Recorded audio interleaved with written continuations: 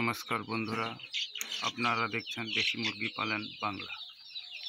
বাড়িতে 50-100 মুরগির জন্য কম খরচায় এবং ভালো উন্নত মানের খাবার কিভাবে বানানো যায় সেটাই এই মুহূর্তে দেখানোর চেষ্টা করছি। চলুন সেটাই দেখা যাক।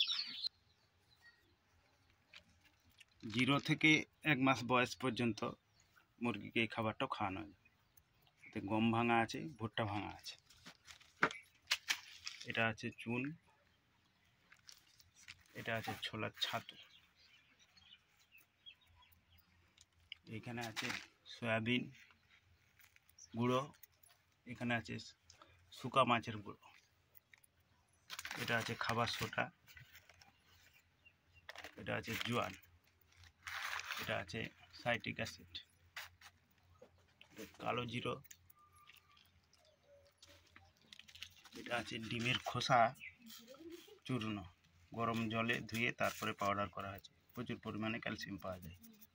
এটা আছে খোলের গুঁড়ো, এটা আছে ফিড প্রেমিক্স। চলুন